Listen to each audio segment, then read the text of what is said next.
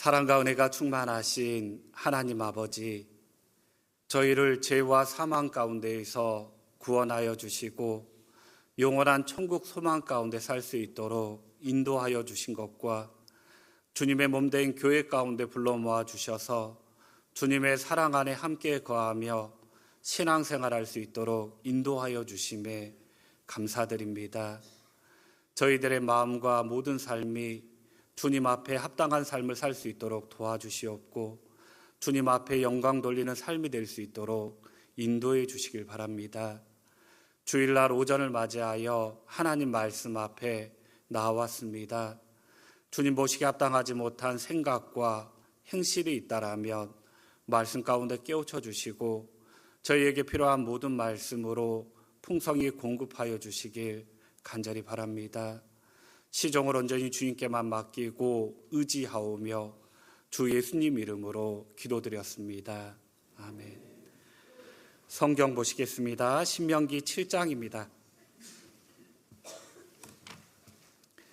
구약 성경 272페이지.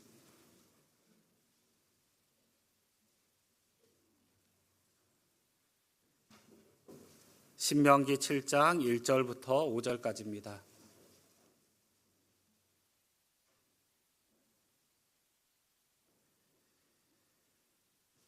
천천히 제가 읽겠습니다. 내 하나님 여호와께서 너를 인도하사 내가 가서 얻을 땅으로 들이시고 내 앞에서 여러 민족, 헷 족속과 기르가스 족속과 아모리 족속과 가나안 족속과 브리스 족속과 히위 족속과 여부스 족속, 곧 너보다 많고 힘이 있는 7 족속을 쫓아내실 때에 내 하나님 여호와께서 그들을 내게 붙여 너로 치게 하시리니 그때에 너는 그들을 진멸할 것이라. 그들과 무슨 언약도 말 것이요 그들을 불쌍히 여기지도 말 것이며 또 그들과 혼인하지 말지니 내 딸을 그 아들에게 주지 말 것이요 그 딸로 내 며느리를 삼지 말 것은 그가 내 아들을 유혹하여 그로 여호와를 떠나고 다른 신들을 섬기게 하므로 여호와께서 너희에게 진노하사 갑자기 너희를 멸하실 것임이니라. 5절 함께 읽겠습니다.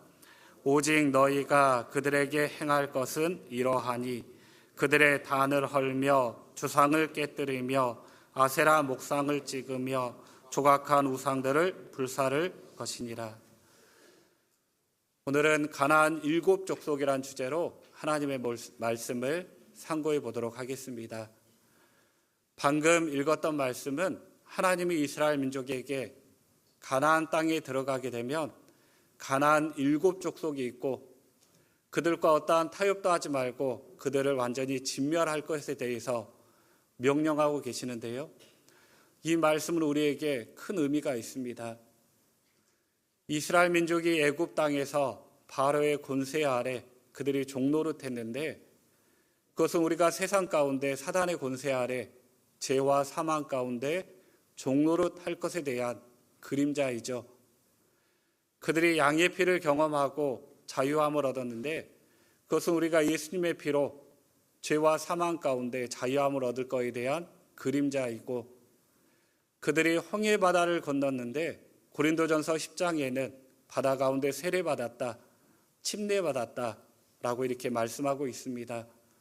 그것은 우리가 물로 세례받을 것, 침례받을 것에 대한 그림자이고 또 이스라엘 민족이 40년의 광야 생활을 했는데 사도행전 7장에는 광야 교회라고 되어 있습니다.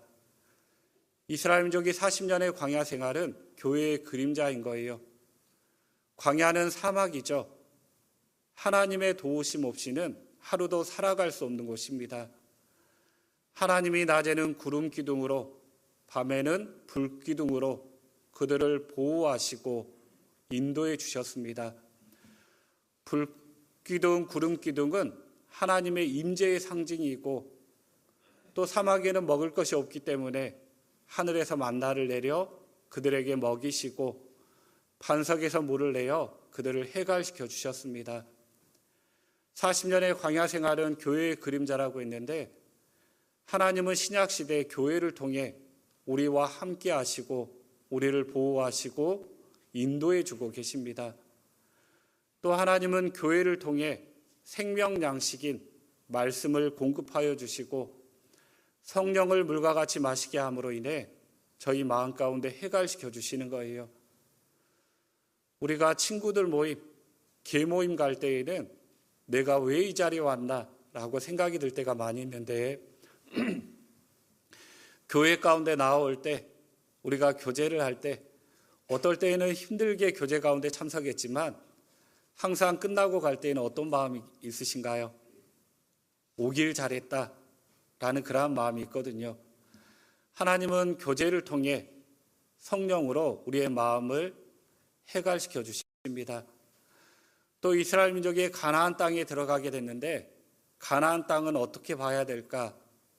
어떤 분들은 가나안 땅을 천국의 그림자다라고 하시는 분들이 계시는데 가나안 땅에는 7 족속이 살고 있었고 또 그들과 전투가 있었잖아요.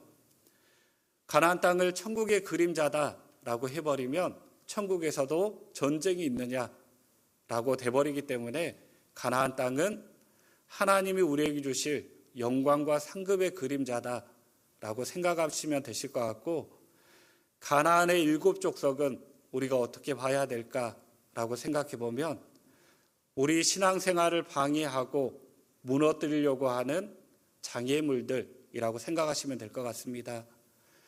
가나안의 7 족속에는 이름의 뜻이 있고 우리에게 의미하는 바가 있습니다. 그래서 오늘 그러한 것들을 살펴보도록 하겠습니다. 가나안의 7 족속 가운데 가장 첫 번째 족속이 헷 족속입니다. 헷 족속의 이름의 뜻은 두려움이라는 뜻을 가지고 있어요. 헷 족속은 철기 문화를 가지고 있었고 주변 많은 민족들에게 두려움의 대상이었던 겁니다. 우리가 승리하는 신앙생활을 위해서는 내 마음 가운데 올라오는 두려움을 극복해야 된다는 겁니다. 사사기사를 보면 미디안의 연합군과 이스라엘 군대가 전투하는 내용이 나옵니다. 미디안의 연합군은 13만 5천 명이고 이스라엘 군대는 3만 2천 명이었죠.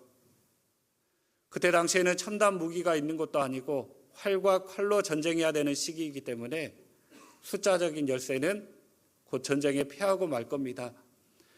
한 사람이 4사람, 5사람을 감당해야 되는 전쟁인데 사람들의 입장에서는 3만 2천 명이 많다라고 할까요? 아니면 적다라고 할까요? 적다라고 여기겠죠. 그런데 하나님은 3만 2천 명이 많다라고 하시며 가장 먼저 두려워 떠는 자를 돌려보냅니다. 여기 잡아두시고요. 사사기 7장 보시겠습니다.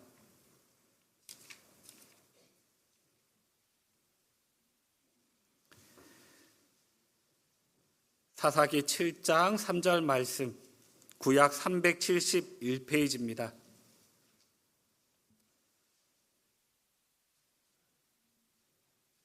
사사기 7장 3절 말씀. 이제 너는 백성의 귀에 구하여 이르기를 누구든지 두려워서 떠는 자여든 길리앗 산에서 떠나 돌아가라 하시니 이에 돌아간 백성이 2만 2천 명이요 남은 자가 1만 명이었더라. 3만 2천 명 가운데 두려워 떠는 자는 돌아가라 라고 하니까 2만 2천 명이 돌아간 겁니다. 왜 하나님은 두려워 떠는 자를 돌아가라 라고 이야기했을까요? 여러분들 전쟁을 하다 보면 전쟁에 능한 사람도 필요하지만 속된 말로 총알바지도 필요하거든요. 상대편의 힘을 빼고 시간을 벌어주는 총알바지도 필요한데 왜 하나님은 두려워 떠는 자를 돌아가라고 했을까요? 하나님의 전쟁에는 좋은 환경, 좋은 무기가 중요한 게 아니라 하나님 한 분만으로도 충분하다라는 겁니다. 성경 어디를 봐도 두려워 떠는 자와 하나님이 함께 하시고 승리했다라는 내용이 없습니다. 하나님의 전쟁에는 하나님 한 분만으로 충분한 거예요. 잠언 29장 보시겠습니다.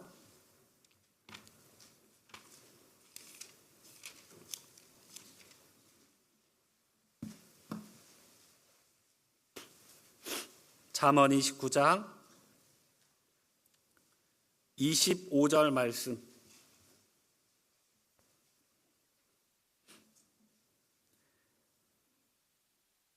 함께 읽겠습니다. 사람을 두려워하면 올무에 걸리게 되거니와 여호와를 의지하는 자는 안전하리라. 올무가 곧 덫이죠. 사람들이 덫에 걸리게 되면 옴짝달싹 하지 못하게 되는 겁니다. 두려움이라는 게 곧 덫인데 사람이 두려움이란 덫에 걸리게 되면 아무것도 하지 못하는 거예요. 우리가 하나님의 말씀을 전해야 되는데, 전도해야 되는데 구원받지 못한 부모님을 두려움으로만 이렇게 바라보는 겁니다. 우리 부모님은 너무나 완강하셔, 너무나 강팍하셔. 내가 하나님의 말씀을 전할 때 어떠한 핍박이 내게 있지 않을까? 구원받지 못한 부모님을 두려움의 대상으로만 바라본다라면 전도할 수 있을까요? 없을까요? 전도 못하는 거예요. 직장 내에서 또는 학교에서 전도를 해야 되는데 직장 동료들을, 상사들을 두려움의 대상으로만 바라보는 겁니다. 내가 하나님의 말씀을 전하면 혹 나에게 불이익이 있지 않을까? 두려움으로 바라본다라면 전도하지 못하는 거죠. 친구들에게 말씀을 전해야 되는데 혹 내가 따돌림 당하지 않을까? 외면당하지 않을까? 두려움의 대상으로 바라본다라면 아무것도 하지 못하는 겁니다. 하지만 여호와를 의지하는 자는 안전하리라. 우리가 하나님께 온전히 의지할 때 그 두려움을 극복해낼 수 있다라는 겁니다. 교회 내에서 나에게 직분이 주어지고 봉사가 주어질 때가 있습니다. 여러분들, 내가 하나님 앞에 어떠한 직분이 주어질 때 두려움으로 바라보는 거예요. 어떤 봉사가 주어질 때 두려움으로 바라본다라면 그 직분 행할 수 있을까요? 없을까요? 아무것도 못하는 겁니다. 여호수아 1장입니다.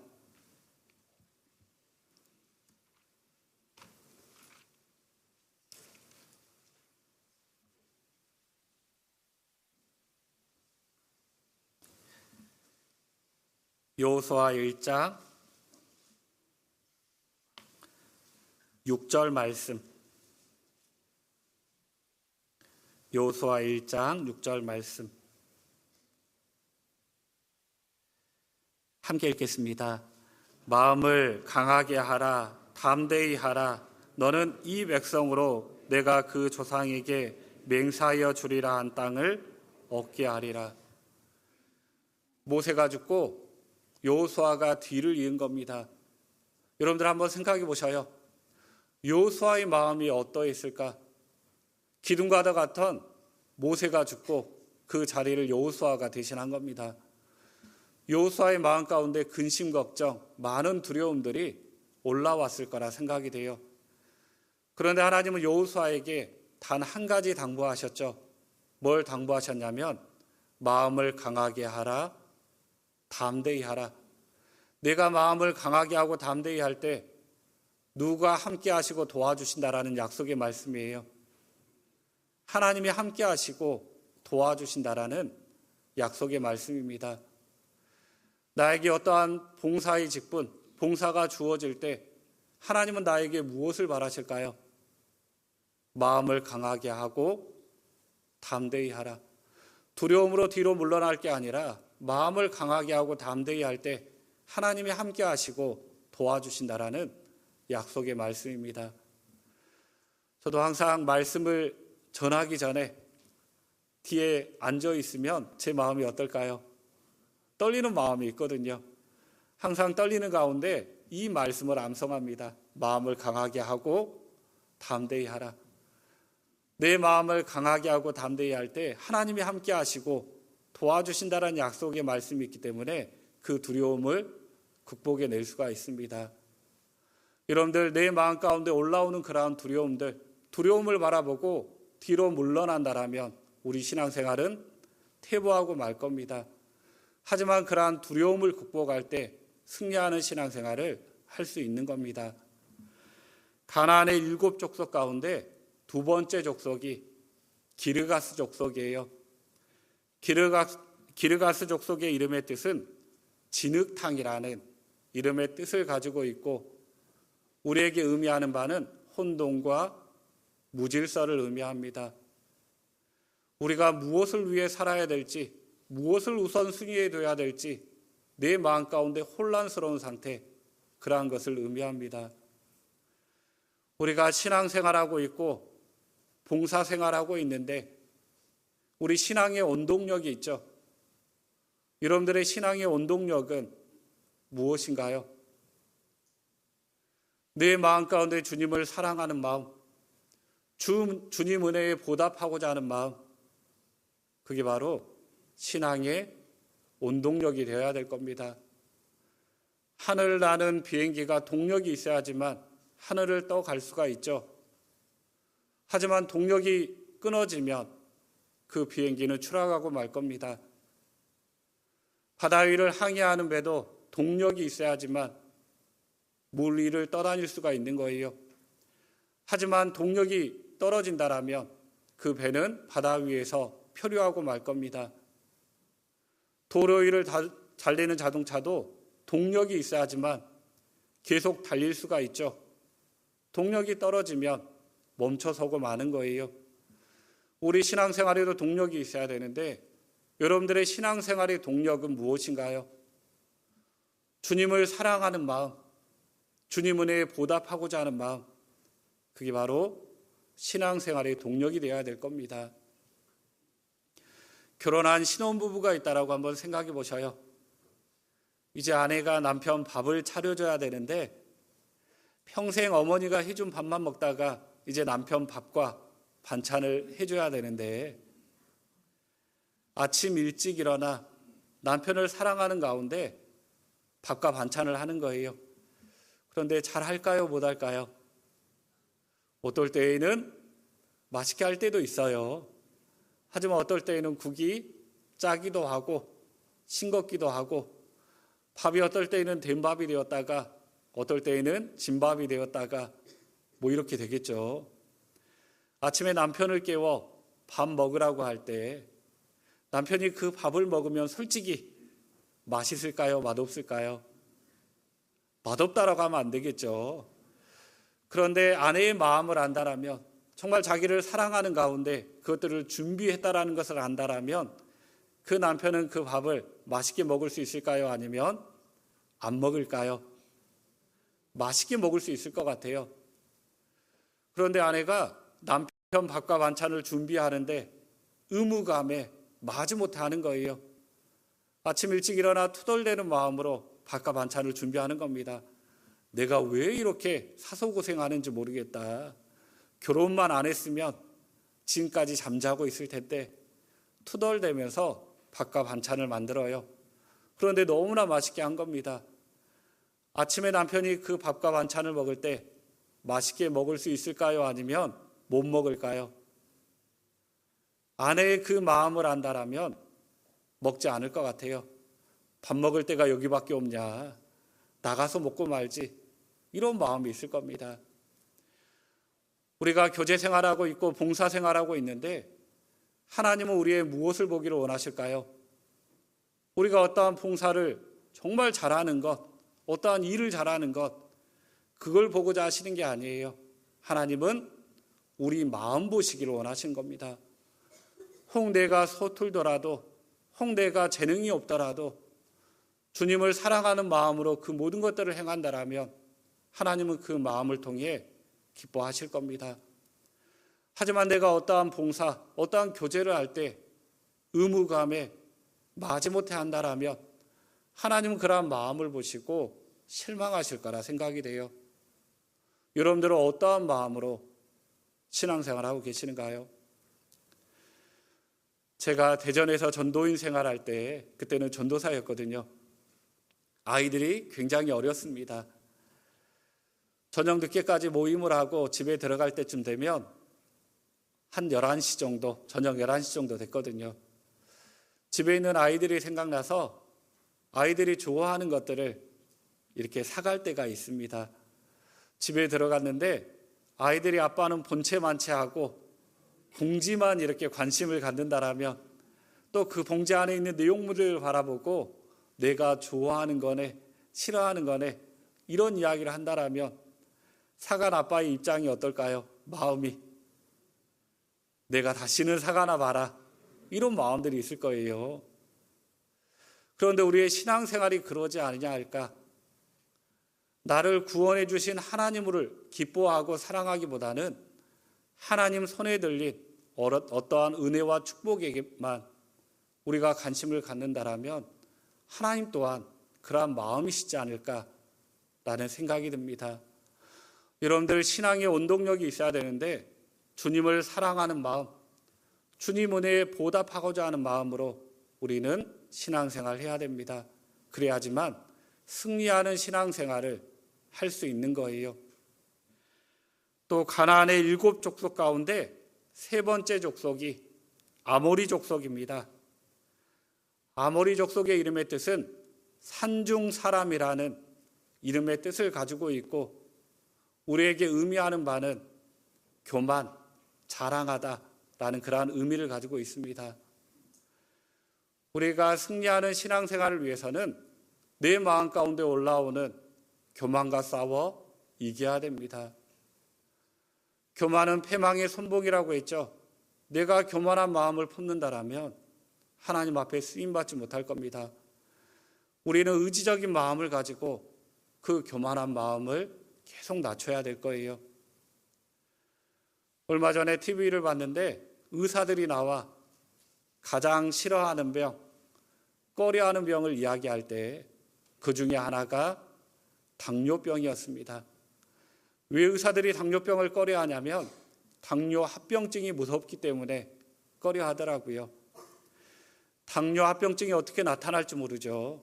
어떤 분들은 시신경으로 눈이 안 보이시는 분도 계시고, 당뇨 합병증으로 인해서 보이지 않는 장기에 문제가 생길 수도 있고, 또 어떤 분들은 손가락, 발가락을 절단해야 되는 그러한 증상이 나타나기도 합니다. 당뇨 합병증이 나타날 때 그 나타난 부위의 치료도 중요하지만 가장 근본적인 게 뭐냐면 당을 조절하는 게 가장 중요하죠. 이와 마찬가지로 내가 교만한 마음을 품는다라면 그 교만으로 인해 많은 증상들이 나타납니다. 우리가 그러한 증상들이 나타날 때 그 문제에 대해서 우리가 집중하기보다는 그 내면을 들여다보면 교만이 문제라는 거예요. 교만의 여러 증상 가운데 하나가 뭐냐면 자기의 위치를 이탈하는 겁니다. 하나님은 질서의 하나님이시죠. 이스라엘 민족이 애굽 땅에서 나올 때에는 그들은 무질서에 있습니다. 하지만 하나님은 그들에게 질서를 부여하셨어요. 1000부장, 100부장, 50부장, 10부장을 세우시고 그들이 이동을 할 때에는 마치 돛대기 시장처럼 폐잔병처럼 이동한 게 아니라 성막을 중심으로 각 지파별로 군대 행진하듯 움직였거든요. 하나님은 질서의 하나님이십니다. 하지만 우리 마음 가운데 교만한 마음이 들어오면 자꾸 그 위치를 이탈하게 돼요. 여러분들, 위치를 이탈하게 되면 내가 속한 그룹이 시끄러워지는 겁니다. 가정에서도 각자의 위치가 있고 해야 될 일들이 있죠. 부모의 위치가 있고 자녀의 위치가 있으며 각자 해야 될 일이 있습니다. 그런데 자녀들이 생각할 때 부모가 마음에 들지 않는 거예요. 하시는 일들이 시원찮은 겁니다. 자녀들이 부모 자리에 앉아 가정을 좌지우지한다라면 그 가정 어떨까요? 평안할까요? 아니면 시끄러울까요? 시끄러워질 수밖에 없는 거예요. 회사 안에서도 위치가 있고 각자 해야 될 일들이 있는 겁니다. 직원들이 바라볼 때 사장이 마음에 들지 않는 겁니다. 그 일이 시원치 않은 거예요. 사원들이 사장 자리에 앉아 회사를 좌지우지한다라면 그 회사 어떨까요? 오래가지 못하는 거죠. 시끄러워질 수밖에 없습니다. 회사 내에서도 각각 직급이 있고 해야 될 일들이 있는데 상사가 마음에 들지 않는다라고 상사 자리에 앉아 좌지우지한다라면 자기가 속해 있는 그 그룹은 시끄러워질 수밖에 없습니다. 교회 내에서도 마찬가지죠. 하나님은 질서의 하나님이기 때문에 교회 안에서도 각자의 위치가 있고 해야 될 일들이 있는 겁니다. 하지만 교만한 마음이 올라오게 되면 그 위치를 이탈하게 돼요. 여러분들 위치를 이탈하게 되면 그 교회는 평안할까요? 아니면 시끄러워질까요? 시끄러워질 수밖에 없습니다. 여러분들 교만한 마음이 올라오게 되면 위치를 이탈하게 됩니다. 또 교만의 증상 중에 하나가 뭐냐면 자기의 이름을 높여요. 어떠한 일들을 행할 때 자꾸 자기를 앞세우고 내가 했다라는 그러한 마음들이 있습니다. 이스라엘의 초대왕 사울은 처음에는 겸손했던 사람이었죠. 하나님 앞에 쓰임받는 사람이었습니다. 하지만 그가 왕이 된 지 2년 만에 그 마음 가운데 교만한 마음이 올라왔습니다.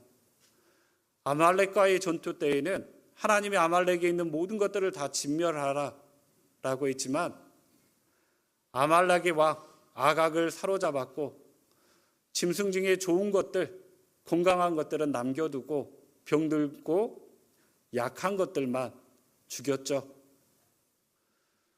또 그리고 전쟁 가운데 승리했을 때 그 모든 영광을 하나님 앞에 드렸던 게 아니라 자신을 위하여 기념비를 세웠습니다.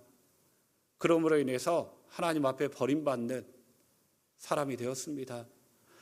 교만한 마음이 올라오게 되면 자꾸 자기를 높이는 마음, 그런 마음들이 생깁니다.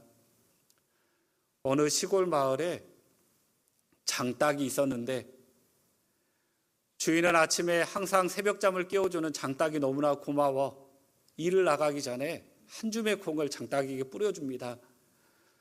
그런데 장닭이 여느 때와 같이 주인이 콩을 뿌려줬는데 먹지 않는 거예요. 주인이 이상히 여겨 장닭에게 물어봤습니다. 너 왜 콩 먹지 않느냐라고 하니까 장닭이 뭐라고 하냐면 내가 이런 콩 한 줌이나 먹을 위치냐고. 내가 새벽에 울지 않으면 해는 뜨지 않을 것이고 해가 뜨지 않으면 당신은 밭에 일하러 나가지 못할 것이고 당신이 일을 하지 못하면 집안 식구들이 다 굶어 죽게 되는데 내가 이 콩 한 줌이나 먹을 존재냐고. 주인은 그 말을 듣고 밭에 나가 묵묵히 일을 하고 저녁에 집에 들어와 장닭의 주둥이를 묶었습니다. 울지 못하도록. 이제 밤이 깊었고 점점 새벽이 밝아오는 거예요. 장닭이 울었을까요? 못 울었을까요? 못 울었죠. 장닭이 울지 않았지만 해가 점점 뜨는 거예요. 그때서야 장닭이 깨달은 겁니다. 내가 울지 않아도 해가 뜨는구나. 그때 너무나 부끄러워서 닭 벼슬까지 빨개졌다라는 그런 이야기인데, 여러분들 교만한 마음이 올라오게 되면 어떤 생각이 드는가요? 나 아니면 안 돼. 내가 있어. 이런 마음들이 올라오거든요. 러시아의 니콜라이 황제가 있는데 그 사람이 자신의 군대를 시찰하러 평상복을 입고 나아갔습니다. 그런데 한 벤치에 거만하게 앉아 담배를 피고 있는 한 병사를 본 거예요. 누가 봐도 장교의 모습이었습니다. 니콜라이 황제가 옆에 앉아 몇 마디 말을 걸고 물어봤습니다. 당신은 필시 이렇게 장교인 것 같은데 당신의 계급이 중위입니까?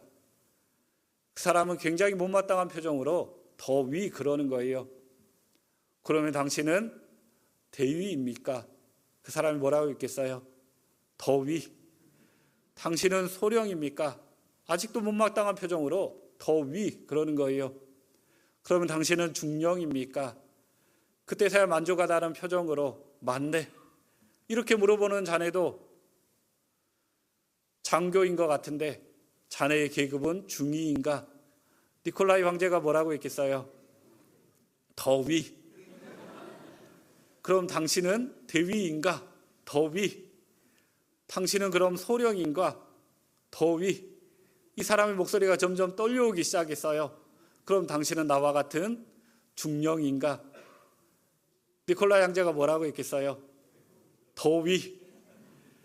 그때서야 니콜라이 황제를 바로 알고 자신의 무례했던 행동을 사죄드렸다라는 그러한 내용인데, 여러분들, 교만의 끝은 부끄러움뿐이죠.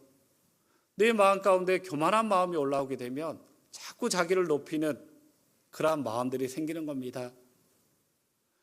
또 교만의 증상 중에 하나가 뭐냐면 주변에 있는 사람들을 판단하는 마음, 그러한 마음들이 내 마음 가운데 올라오게 돼요. 야고보서 4장 보시겠습니다.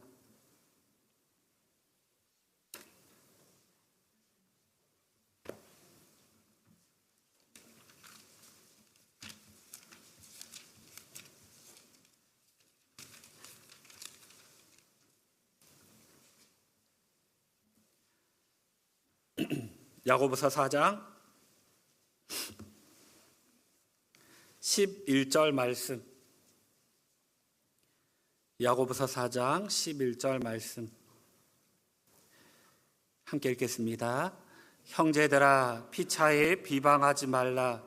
형제를 비방하는 자나 형제를 판단하는 자는 곧 율법을 비방하고 율법을 판단하는 것이라. 내가 만일 율법을 판단하면 율법의 준행자가 아니요 재판자로다. 우리가 판단한다라는 것은 다른 사람을 내 발 아래 두는 겁니다. 나는 저 사람보다 더 낫다라는 생각이 있기 때문에 판단하는 거예요. 여러분들, 우리가 사람들을 판단하는 일을 멈추지 않으면 교회 가운데 가장 높은 자리, 하나님의 자리에 앉아 모든 것들을 판단하는 죄를 범하게 되는 겁니다. 우리가 판단한다라는 것은 기준이 누구예요? 자기 자신이죠. 자기 자신이 기준이 되어 그 기준에서 벗어나는 것들을 다 판단하는 마음이 있습니다. 그런데 우리는 성별이 다르고 나이가 다르고 지식 수준이 다르고 성격이 다르고 생활 방식이 다 다른 거예요. 저는 고향이 전라도 광주거든요. 전라도 광주이기 때문에 항상 음식이 자극적이어야 돼요. 맵고 짜고 달고 이런 음식들로 이렇게 길들여져 있었거든요. 그런데 경상도에 오니까 찜닭이 있더라고요. 닭을 볶을 때에도 닭 도리탕처럼 이렇게 맵고 짜게 이렇게 볶아야 되는데 당면으로 이렇게 간장에 절여요. 제 기준으로 보면 그 요리 잘한 거예요, 아니면 망친 거예요? 제가 봤을 때 망친 거거든요. 하지만 먹어보면 맛있더라고요. 전라도에서는 땅콩을 항상 열에 볶아서 먹었습니다. 근데 여기 왔더니 반찬을 만들어 먹더라고요. 삶아 먹고. 제 기준으로 보면 도저히 용납할 수 없는 거예요. 하지만 먹어보면 맛있습니다. 한번 생각해 보셔요. 나는 된 밥을 좋아하는데 오늘 식당에 이렇게 밥을 먹으러 갔는데 진밥이 나온 거예요. 밥 잘했다라고 할까요? 아니면 망쳤다라고 할까요? 망쳤다라고 하는 거거든요. 어디 봐요? 주방 보죠? 누가 있나? 나는 짠 것을 좋아하는데 싱거운 국이 나온 거예요. 잘했다라고 할까요? 아니면 망쳤다라고 할까요? 망쳤다라고 하는 거예요. 하지만 내가 싱겁게 먹는다라면 잘했다라고 할까요? 아니면 망쳤다라고 할까요? 잘했다라고 하는 겁니다. 기준이 누구예요? 내 자신이거든요. 내가 그동안 살아왔던 생활 방식들, 내 삶의 지식들, 이러한 것들로 인해 벗어나게 되면 판단하는 마음이 있습니다. 여러분들, 그 판단한다라는 것은 내가 기준이 되어 판단하는 거거든요. 우리는 다른 것과 틀린 것을 구별해야 되는데 나와 다른 것은 틀린 게 아니에요. 그러한 것들은 서로 용납해 줘야 되는 거죠. 틀렸다라는 것은 말씀에서 벗어나는 것들은 틀린 거예요. 그러한 것들은 바로잡을 필요가 있는 겁니다. 식당 안에서도 무를 2cm로 잘라야 될지 4cm로 잘라야 될지 뭐 이런 건 중요치가 않은 거예요. 자기의 생활 방식인 겁니다. 그런데 교회 안에 생활하다 보면 자기 기준에 벗어나는 것들을 자꾸 틀렸다라고 이야기하고 수정하고 보완하려고 합니다. 그러다 보면 다툼이 생기게 되어 시끄러워지는 겁니다. 여러분들, 교만한 마음이 올라오게 되면 자기 기준으로 모든 것들을 판단해요. 형제자매들을 판단하고 교회를 판단하고 목회자를 판단하고, 여러분, 그러한 것들이 교만한 마음 가운데 시작되는 겁니다. 우리가 승리하는 신앙생활을 위해서는 내 마음 가운데 올라오는 그 교만과 싸워 이겨야 됩니다. 우리는 의지적인 마음을 가지고 자꾸 우리의 마음을 낮추기 위해 노력해야지만 승리하는 신앙생활을 할 수 있습니다. 또 가나안의 7 족속 가운데 4번째 족속이 가나안 족속입니다. 가나안 족속의 이름의 뜻은 낮은 땅이라는 이름의 뜻을 가지고 있고, 의미하는 바는 겸손이 아닙니다. 의미하는 바는 낮은 자존감을 의미해요. 여러분들, 낮은 자존감은 즉각적인 순종을 방해합니다. 대표적인 게 민수기 13장에 보면 이스라엘의 각 지파에서 한 명씩을 뽑아 가나안 땅을 탐지하고 돌아오도록 명령을 내렸죠. 12명의 사람이 40일 동안 가나안 땅을 탐지하고 돌아왔습니다. 하지만 10명의 보고와 여호수아와 갈렙의 보고가 서로 달랐던 거예요. 민수기 13장 보시겠습니다.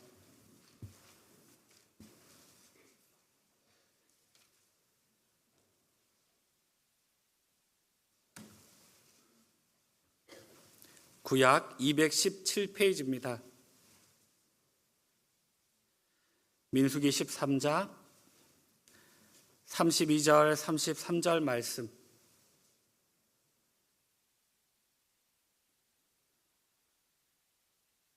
이스라엘 자손 앞에서 그 탐지한 땅을 악평하여 가로되, 우리가 두루 다니며 탐지한 땅은 그 거민을 삼키는 땅이요, 거기서 본 모든 백성은 신장이 장대한 자들이며, 거기서 또 네피름 후손 아낙 자손 대장부들을 보았나니, 우리는 스스로 보기에도 메뚜기 같으니 그들의 보기에도 그와 같았을 것이니라.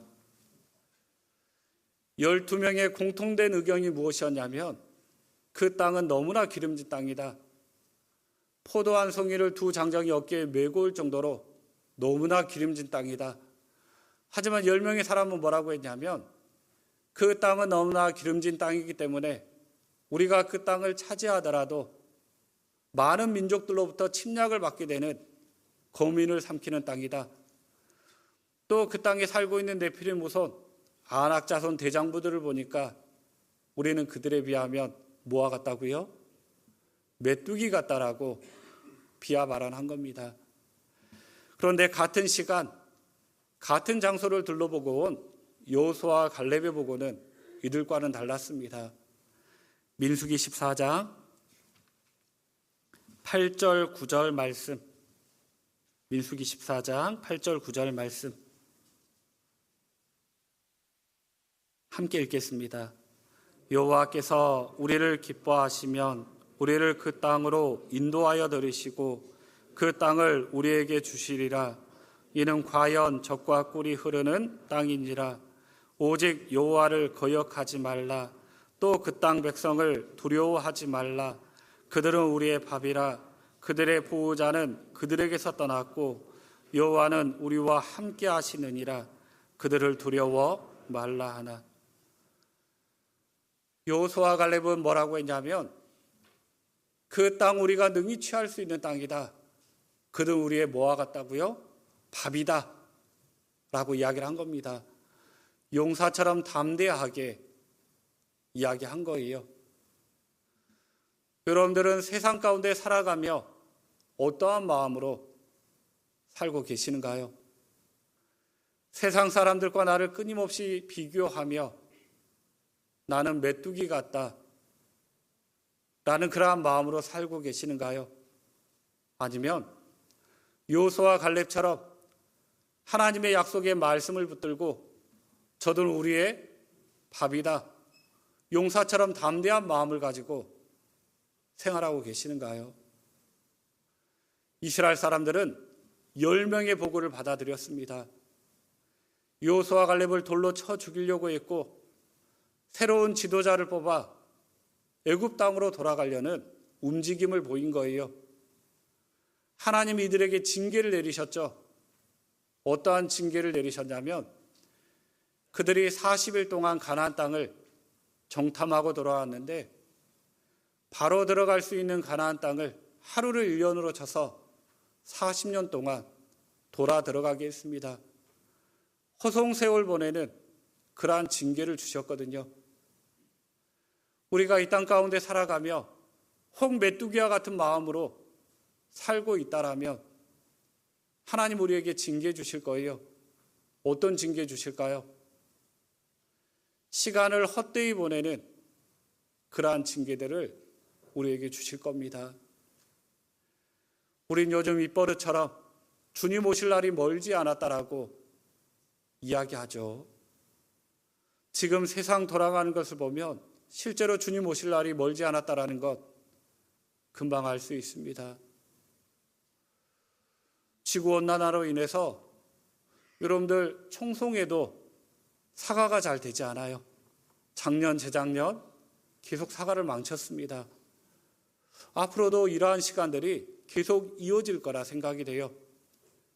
경제 불안, 사회 혼란, 전쟁의 위협, 여러 가지 일들이 주님 오실 날이 멀지 않았다라고 우리에게 경고하고 있습니다. 그런데 우리가 한 가지 더 알아야 될 것은 주님 오실 날이 멀지 않았지만 또 우리 마음 가운데 깨달아야 될 것은 내 주변에 있는 많은 사람들이 주님 오시는 그날까지 기다려주지 못할 수가 있다는 겁니다. 교회 다녀오면 목사님 고생하신다라고 수고하신다라고 항상 손을 잡아주시던 모 어르신, 그분이 하나님 곁에 갔습니다. 교회 다녀오면 내 자식 같노라고 반겨주시던 어머니와 같으신 분, 그분이 심장 수술을 했는데 수요일 날 말씀 들으러 오시는 것을 만류했어요. 어머니 다 나으시면 오셔요. 하지만 그분이 극구 수요 말씀 들으러 오셨습니다. 그런데 돌아가실 때, 집에 돌아가실 때 쓰러지셨고 결국 일어나지 못하시고 주님 곁으로 가신 거예요. 제가 맡았던 교구의 봉사의 형제님, 55세 되신 형제님이었는데 5년 전에 간암 수술을 했고 그게 재발이 되어 마지막 임종을 집안에서 보낼 때 형제자매들과 함께 그 집에 신방을 갔습니다. 그런데 누워있는 그 형제님의 모습을 보고 뭐라 위로해 줄 말이 없었어요. 얼굴은 검게 변해 있고 깡마른 체구에 배는 복수가 차올라 빵빵해져 있는 그 모습을 보고 뭐라 위로해 줄 말이 없었습니다. 하지만 그 형제님이 오히려 저희를 향해 위로하는 거예요. 목사님, 저는 걱정하지 마셔요. 저는 구원받은 게 너무나 확실하기 때문에 머지않아 주님 곁으로 갈 겁니다. 하지만 내 마음이 답답한 건 아직 남겨진 가족들이 있기 때문에 마음이 답답하다고, 나를 위해서 기도해 주지 말고 내 가족들을 위해 더 기도해 주시라고 그렇게 말씀하신 그 형제님이 주님 곁으로 갔습니다. 여러분들, 내 주변에 구원받은 형제자매들 주님 곁으로 가면 마음의 슬픔이 있죠. 이 땅에서 보지 못한다라는 마음의 슬픔은 있지만 그래도 내 마음 가운데 큰 위로가 있습니다. 어떤 위로가 있는가요? 언젠가 다시 볼 수 있다라는 큰 마음의 위로가 있거든요. 그런데 구원받은 형제자매들의 아직 구원받지 못한 가족들의 부고 소식을 들을 때가 있습니다. 장례식장에 가면 너무나 슬퍼하는 형제자매들, 뭐라 위로해 줄 말이 없어요. 세상 사람들이 이 땅에서 이별로 슬퍼하지만 구원받은 그리스도인들은 세상 사람들이 알지 못하는 더 큰 슬픔을 가지고 살아가야 됩니다. 주님 오실 날도 멀지 않았지만 내 주변에 있는 사람들 주님 오실 때까지 기다려주지 못할 수가 있습니다. 여러분들은 어떠한 마음을 가지고 생활하고 계시는가요? 또 주변에 이뤄진 영혼들 안타까워하며 불쌍히 여기는 마음, 그러한 마음으로 살고 계시는가요? 아니면 그들을 바라보며 차갑고 냉랭한 마음을 가지고 생활하고 계시는가요? 홍대의 마음 가운데 차갑고 냉랭한 마음을 가지고 있다라면 그건 주님의 마음이 아니죠. 사단의 마음을 가지고 생활하시는 겁니다. 솔로몬의 재판 아시죠? 솔로몬 앞에 두 여인이 한 아이를 놓고 서로 자기 아이라고 주장할 때 솔로몬이 칼을 가져와 그 아이를 반으로 나누라고 합니다.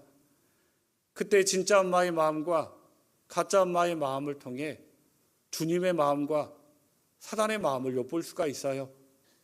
열왕기상 3장 보시겠습니다.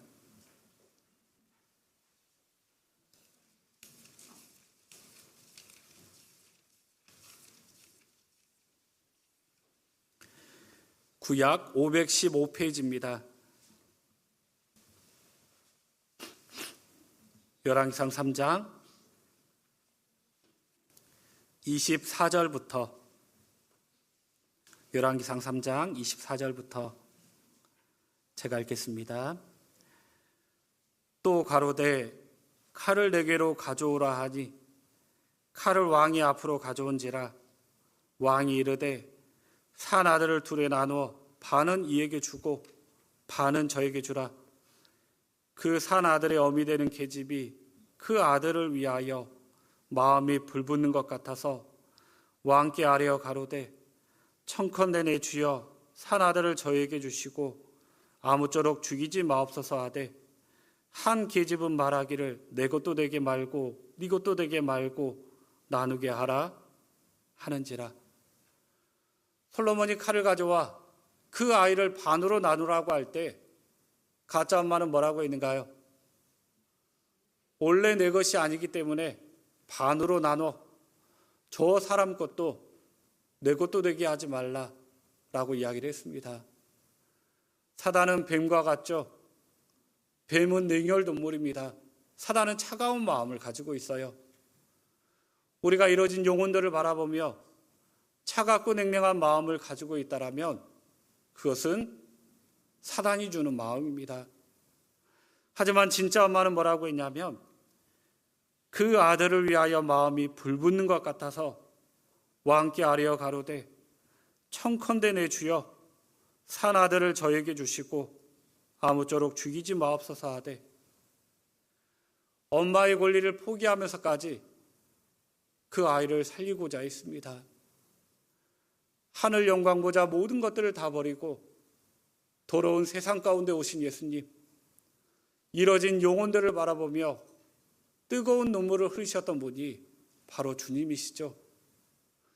이뤄진 영혼들을 바라보며 안타까워하는 마음, 불쌍히 여기는 마음, 전도하고자 하는 간절한 마음, 그게 바로 주님의 마음입니다.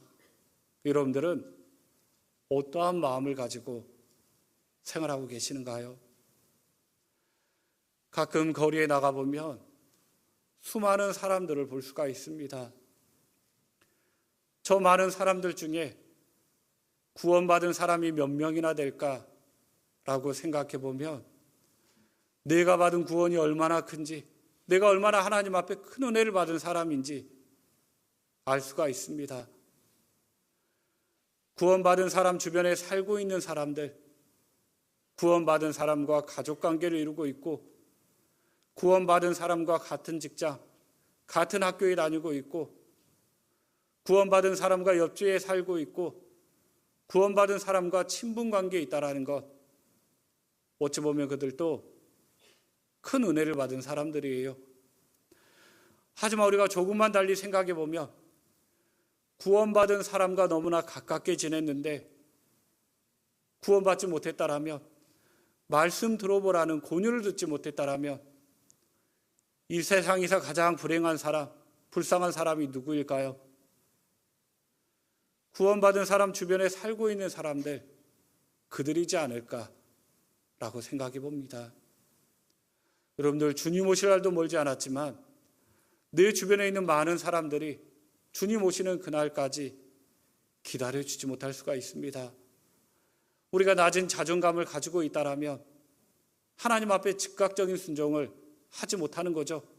홍대가 메뚜기와 같은 마음으로 차일피일 일을 미루고 행하지 못한다라면 하나님이 나를 통해 역사하지 못할 겁니다. 우리가 승리하는 신앙생활을 위해서는 낮은 자존감과 싸워 이겨야 될 겁니다. 또 가나안의 7 족속 가운데 5번째 족속이 브리가스 족속입니다. 브리가스 족속의 이름의 뜻은 시골 사람이라는 이름의 뜻을 가지고 있고 의미하는 바는 고집, 무지를 뜻합니다. 시골에 산다라고 무시하냐? 뭐 이런 게 아니라 시골 사람들의 특징이 있죠. 시골 사람들의 특징을 보면 자기가 경험한 것들이 전부예요. 야, 밭을 갈 때에는 이렇게 갈아야 돼. 씨를 뿌릴 때에는 이렇게 뿌려야 돼. 논에 물을 댈 때에는 이렇게 돼야 돼. 자기가 생각하는 것들이 전부거든요. 그 고집을 꺾어야 안 꺾어요? 그 고집을 꺾지 않습니다. 그게 바로 무지이고 고집인 거예요. 고집 센 사람들은 소통이 잘 돼요, 안 돼요? 그래서 고집 불통이라고 하죠. 그러한 사람들은 다른 사람들의 이야기를 들으려고 하는 게 아니라 자기의 말만 하려고 합니다. 그런데 이 고집이라는 것은 나이 어린 아이들도 있지만 어르신들이 더 큰 고집을 가지고 있습니다. 왜냐하면 살아왔던 경험들이 많거든요. 그러한 시간들이 많기 때문에 자기의 생각, 자기의 지식이 전부인 것처럼 생각하기 때문에 고집이 점점 세집니다. 우리 신앙생활도 마찬가지일 거라 생각이 돼요. 구원받은 지 얼마 되지 않으면 여러분들 신앙의 고집이 있어요, 없어요? 뭐 하나님 앞에 열심히 살고자 하는 그런 고집이 아니라 자기가 생각하는 것, 경험한 것들이 적기 때문에 가르쳐준 대로 행할 때가 많이 있습니다. 하지만 신앙의 연수가 차면 찰수록 교회 안에 직분을 맡으면 맡을수록 경험하는 것들이 많기 때문에 자기의 생각, 자기의 경험이 전부인 것처럼 이야기를 하고 사람들의 말을 잘 들으려 하지 않을 때가 있어요. 여러분들, 고집을 없애려면 어떻게 하면 될까요? 말을 많이 하려고 하기보다는 다른 사람들의 이야기를 잘 들어주는 게 좋습니다. 잠언 26장 보시겠습니다.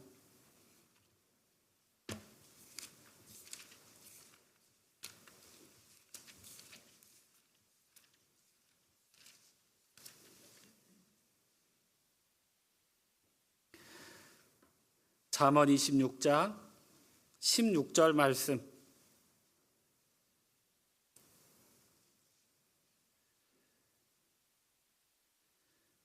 게으른 자는 선이 대답하는 사람 7보다 자기를 지혜롭게 여기느니라.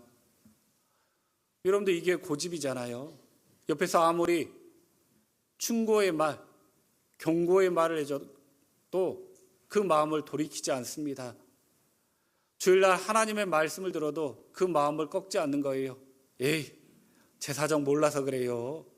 제 사정 대봐요. 그런 이야기 나오나 자기의 마음, 자기의 고집을 꺾지 않습니다.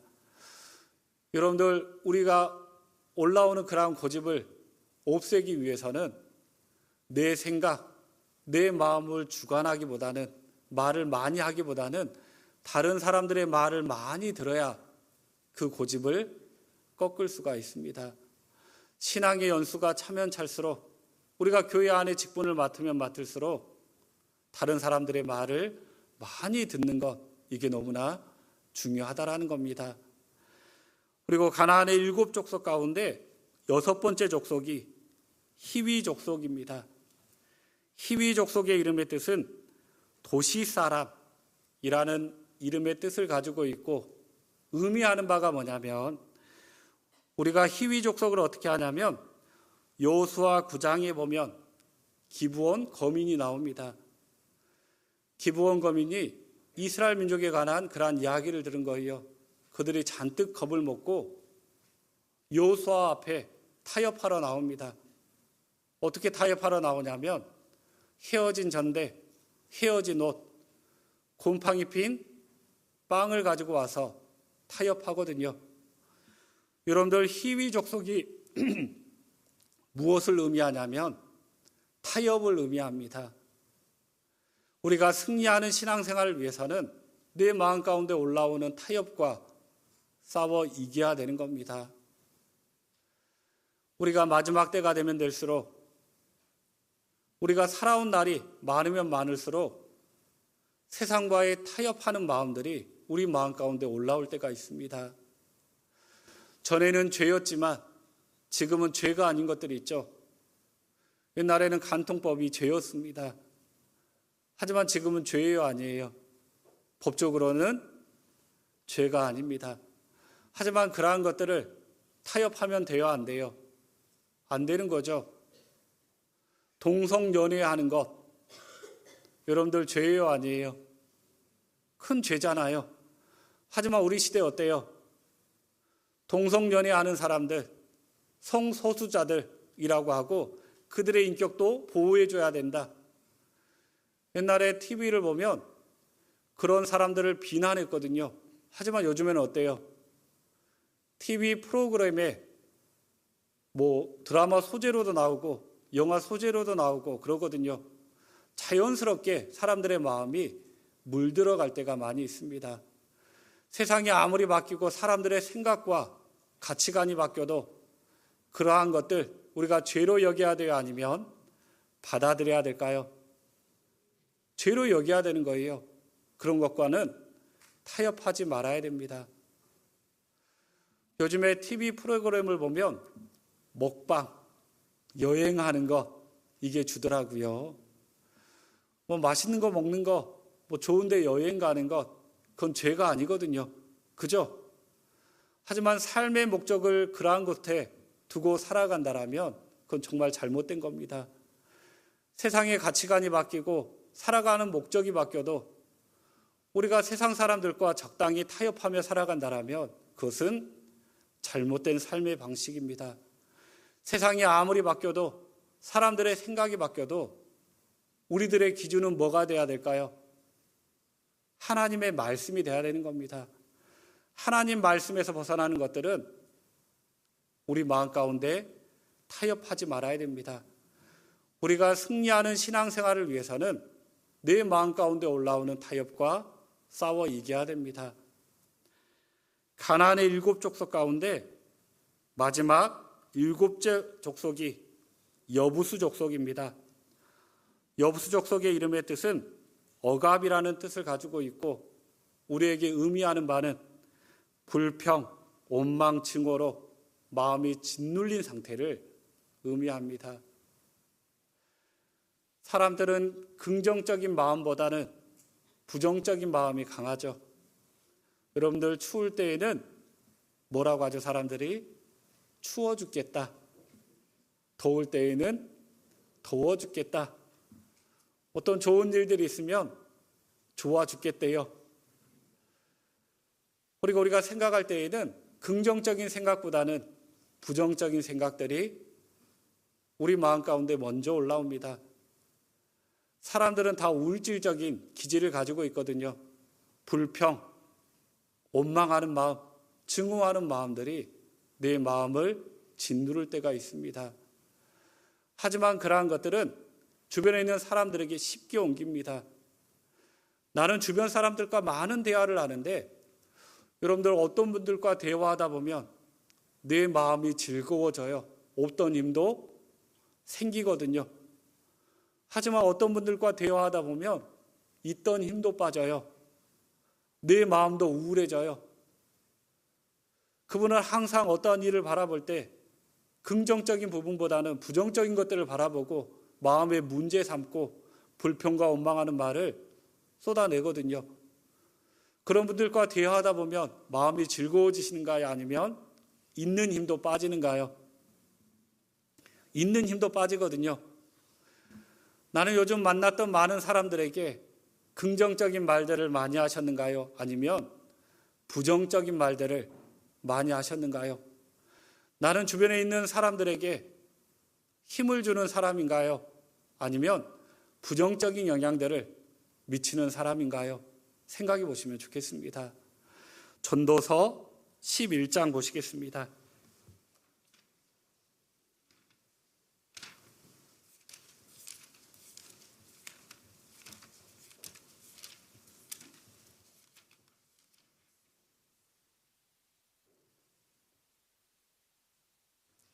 전도서 11장 4절 말씀.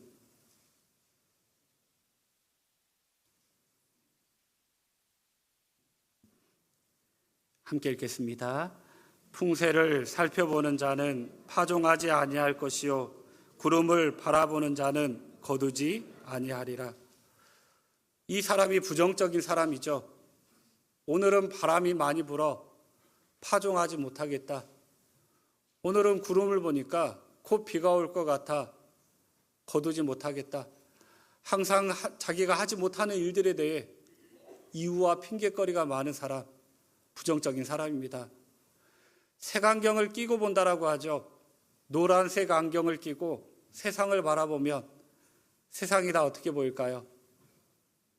노랗게 보일 거예요. 빨간색 안경을 끼고 세상을 바라보면 세상이 온통 어떻게 보여요? 빨갛게 보이죠. 부정의 안경을 끼고 세상을 바라보면 다 부정적인 거거든요. 부정의 안경을 끼고 옆에 있는 형제자매들을 바라보고, 부정의 안경을 끼고 교회를 바라보고, 부정의 안경을 끼고 임원들을 바라보고 목회자를 바라보고 항상 마음 가운데 불평과 원망하는 마음이 주를 잃을 때가 많이 있습니다. 여러분들 부정의 안경을 벗고 긍정의 안경을 써야 돼요. 내가 주변에 있는 사람들에게 불평과 원망, 그 마음의 말이 아니라 긍정적인 말들을 많이 해야 됩니다. 나는 주변 사람들에게 어떠한 영향을 미치는 사람인가? 나는 그 사람들에게 긍정적인 영향을 미치는 사람인가? 아니면 부정적인 영향을 미치는 사람인가? 생각해 보시면 좋겠습니다. 또 마음 가운데 원망하는 마음들이 있습니다. 그 원망하는 마음이라는 것은 다른 사람이 나에게 잘못한 것을 잊지 않고 살아가는 마음, 그게 원망하는 마음이거든요. 여러분들 한번 생각해 보셔요. 어떤 사람이 나에게 잘못을 했어요. 그런데 그 잘못한 것들로 인해 자다가도 벌떡 일어나 나에게 어떻게 그럴 수가 있어 하면서 잠도 못 잡니다. 하지만 나에게 잘못한 사람은 그 시간 잘 자고 있을까요? 아니면 나와 같이 잠 못 이룰까요? 잘 자고 있죠. 원망하는 마음은 누구를 힘들게 해요? 내 자신을 힘들게 하는 거예요. 왜 하나님이 용서하라고 했을까요? 용서라는 것은 나에게 잘못한 사람을 위해서 용서하는 마음이 필요한 게 아니라 내 자신을 위해서 필요한 겁니다. 내가 용서하고 잊어버릴 때 그러한 마음에서 벗어날 수 있습니다.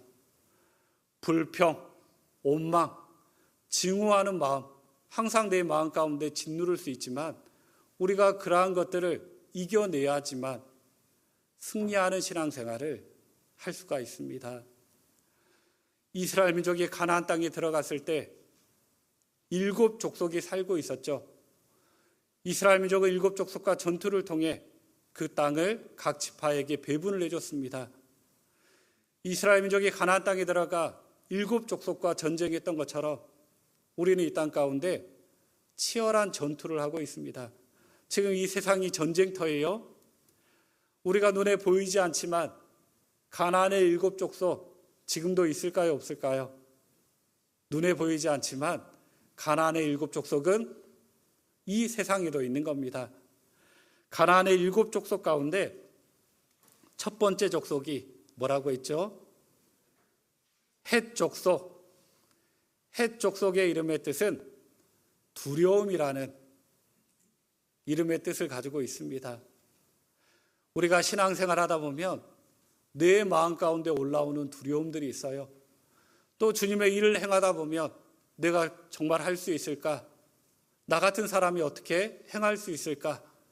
라는 그러한 두려움들이 있는데, 여러분들 전도할 때도 그러한 두려움들 이겨내지 못하고 우리가 자꾸 뒤로 물러난다라면 하나님 앞에 쓰임받지 못할 겁니다. 마음을 강하게 하라, 담대히 하라 라고 했던 것처럼 내 마음을 강하게 또 담대하게 우리가 나아갈 때, 그 일을 행할 때 하나님이 우리와 함께 하시고 하나님이 도와주시는 겁니다. 내 마음 가운데 올라오는 그러한 두려움들, 그러한 것들을 이겨내야지만 승리하는 신앙생활을 할 수가 있습니다. 두 번째 족속이 뭐였죠? 기르가스 족속. 기르가스 족속의 이름의 뜻은 진흙탕, 혼돈과 무질서를 의미합니다. 신앙생활에 원동력이 있다라고 했죠. 여러분들의 신앙생활의 원동력, 하나님께 받은 은혜와 사랑이 너무나 크기 때문에 그 은혜에 보답하고자 하는 마음, 주님을 사랑하는 마음, 그 마음으로 신앙생활을 해야 됩니다. 하나님, 우리가 교회 가운데 어떠한 일을 행할 때 잘했나 못했나 이걸 보시기를 원하시지 않는다라고 했죠. 하나님이 뭘 보시기를 원하시냐면 우리들의 마음 보시기를 원하십니다.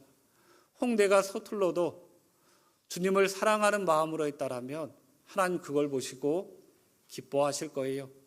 내가 어떠한 봉사를 아무리 열심히 하고 잘 해냈다라고 해도 의무감이나 형식적인 마음으로 행했다라면 하나님은 기뻐하지 않으실 겁니다. 우리가 어떠한 마음으로 주님의 일을 행하는가, 신앙생활하고 있는가, 이거 너무나 중요합니다. 승리하는 신앙생활을 위해서는 주님을 사랑하는 마음, 주님 은혜에 보답하고자 하는 마음, 우리가 그 마음으로 신앙생활을 해야 될 겁니다. 또 가나안의 7족속 가운데 세 번째 족속이 아모리 족속입니다. 아모리 족속은 산중 사람이라는 뜻을 가지고 있고 교만과 자랑하다라는 의미를 가지고 있다라고 했죠. 신앙생활에 가장 주의해야 될 것은 교만한 마음입니다. 사람들은 본성이 교만한 마음을 가지고 있거든요. 다른 사람보다 위에 있고자 하는 그런 마음들을 가지고 있습니다. 하지만 교만은 굉장히 치명적인 겁니다. 하나님은 교만한 사람을 들어 쓰시지를 않아요. 우리가 의지적인 마음을 가지고 우리의 마음을 낮출 필요가 있습니다. 교만의 증상이 3가지가 있다라고 했는데, 하나는 위치를 이탈하는 것, 하나는 자기 자신을 높이는 것, 또 한 가지는 자기 기준으로 자꾸 판단하는 마음, 그게 바로 교만의 증상들입니다. 홍대의 마음 가운데 이러한 마음들이 있다라면 우리가 의지적인 마음을 가지고 우리들의 마음을 낮추셔야 돼요. 그래야지만 승리하는 신앙생활을 할 수가 있습니다. 가나안의 7족속 가운데 4번째 족속이 가나안 족속이라고 있죠. 가나안의 이름의 뜻은 낮은 땅이라는 이름의 뜻을 가지고 있고 의미하는 바는 낮은 자존감을 의미합니다. 낮은 자존감은 즉각적인 순종을 방해해요. 우리가 세상 가운데 살아가며 메뚜기와 같은 그러한 마음이 아니라 하나님의 약속의 말씀을 붙들고 저들은 우리의 뭐라고요? 밥이다. 용사처럼 담대한 마음을 가지고 살아갈 때 우리가 승리하는 신앙생활을 할 수 있을 겁니다.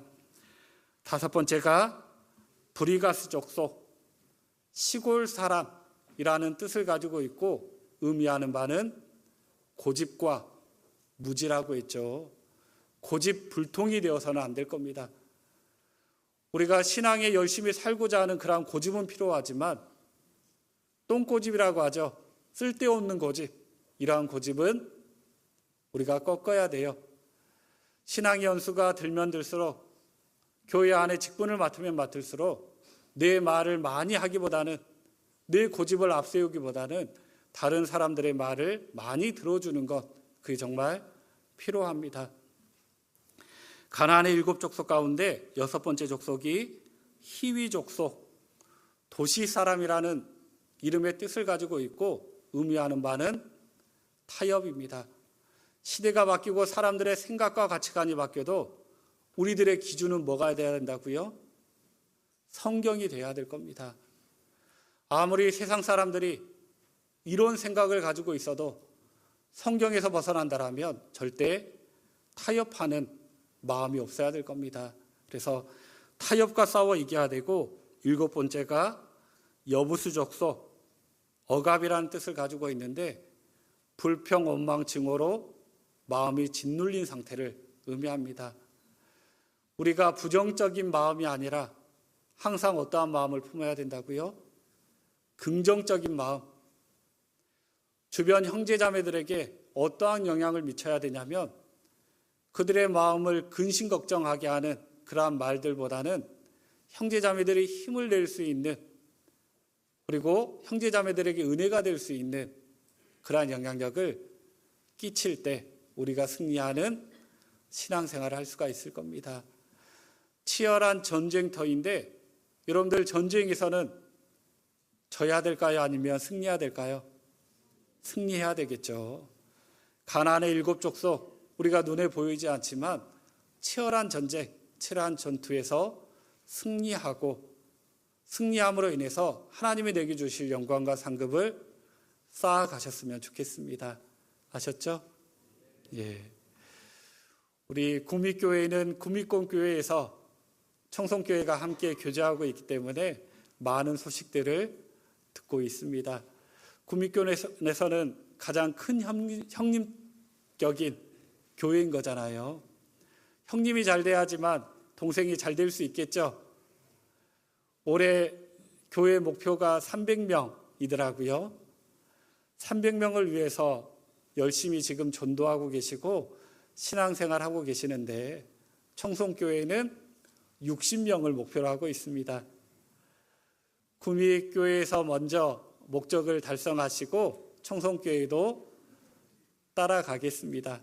그리고 300명 넘치면은 청송으로 좀 보내주셔요. 그리고 형제자매들이 한마음 한뜻으로 열심히 행하고 있다는 것 잘 알고 있습니다. 우리 또 청송교회가 열심히 하나님 앞에 잘 행할 수 있도록 관심 가져주시고 또 기도해 주시면 더더욱 고맙겠습니다. 함께 기도드리겠습니다. 하나님 감사합니다. 오늘 귀한 하나님의 말씀을 통해 저희 마음 가운데 교훈 주셨습니다. 저희들 마음으로만 그치는 삶이 아니라 행함으로 나타날 수 있는 삶이 될 수 있도록 인도해 주시길 바랍니다. 구미교회 모든 성도들 한 마음 한 뜻이 되어 주님 말씀 안에 순종하고 주님의 뜻을 이루어갈 수 있는 교회 될 수 있도록 도와주시길 바랍니다. 또 여러 가지 일들과 또 많은 전도 집회가 예비되어 있습니다. 저희들이 행하는 모든 것들이 주님 앞에 영광 돌리는 삶이 될 수 있도록 도와주시옵고 또한 저희들을 통하여 많은 영혼들이 인도되어 구원의 크신 역사가 일어날 수 있도록 도와주시길 바랍니다. 많은 것들을 계획하며 추진해 나가려 합니다. 모든 것들이 주님의 뜻 안에 이루어질 수 있도록 주님께서 친히 역사하여 주시고 도와주시기만을 간절히 바랍니다. 저희들의 모든 것 온전히 주님께만 맡기고 의지하오며 주 예수님 이름으로 기도드렸습니다.